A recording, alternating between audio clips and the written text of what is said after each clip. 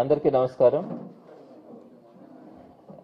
అందరికీ తెలిసిందే, నెల్లూరు జిల్లాలో కాకాని గోవర్ధన్ రెడ్డి గారి మీద ఒక అక్రమ కేసు పెట్టడం, దానికి సంబంధించి ఆయన నిర్బంధంలో పెట్టడం కూడా జరిగింది.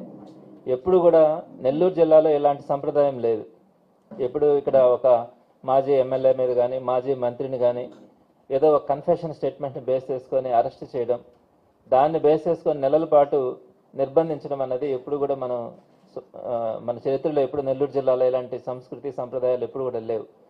మరి దానికి భిన్నంగా ఈరోజు కాకాని గోవర్ధన్ రెడ్డి గారిని మొట్టమొదటిసారిగా నెల్లూరు జిల్లాలో ఒక జిల్లా పరిషత్ చైర్మన్గా పనిచేసినటువంటి వ్యక్తి, 2 సార్లు ఎమ్మెల్యేగా, ఒకసారి మంత్రిగా పనిచేసినటువంటి వ్యక్తిని నిర్బంధించడం, అది కూడా ఒక అక్రమ కేసులో. ఆ కేసుతో సరిపెట్టుకోకుండా దాంట్లో ఎక్కడ బెయిల్ వస్తుందన్న ఆలోచనతో అనేకమైనటువంటి కేసులు కూడా ఆయన మీద పెట్టడం, వాటి మీద రిమాండ్ ఎక్స్టెండ్ చేయించడం, ఇవన్నీ కూడా చూస్తా ఉన్నాం. మరి దీనికి సంబంధించి జగన్మోహన్ రెడ్డి గారు కూడా అనేక సందర్భాల్లో గోవర్ధన్ రెడ్డి గారి యోగక్షేమాల గురించి కానీ వారి కుటుంబ సభ్యుల్ని పరామర్శించడం కానీ జరిగింది.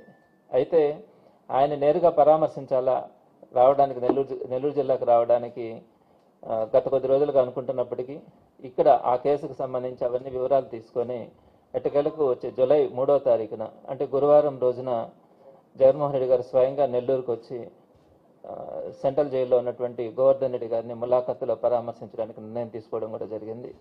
కాబట్టి గోవర్ధన్ రెడ్డి గారి కుటుంబ సభ్యులకు కానీ గోవర్ధన్ రెడ్డి గారిని కానీ ఆ రోజు జగన్మోహన్ రెడ్డి గారు స్వయంగా 3వ తారీఖున పరామర్శించడం కూడా జరుగుతుంది.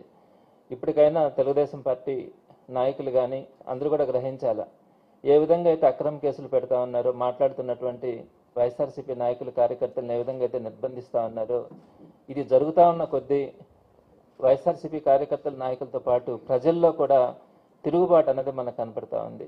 ఎక్కడైనా కూడా తెలుగుదేశం పార్టీ మీద తీవ్రమైనటువంటి ఆ వ్యతిరేకత అనేది ఈరోజు ప్రజల్లో కూడా ఏర్పడింది.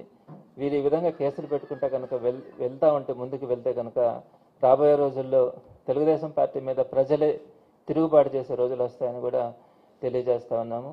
మరి పార్టీ అంతా కూడా గోవర్ధన్ రెడ్డి గారు ఎప్పుడైతే అరెస్ట్ అయినారో ఆ రోజు నుంచి గోవర్ధన్ రెడ్డి గారికి అండగా, జిల్లాకు అండగా కేంద్ర పార్టీ కానీ అందరూ కూడా సపోర్ట్గా ఉండడం కూడా జరుగుతుందని ఈ సందర్భంగా మీ ద్వారా తెలియజేస్తాను.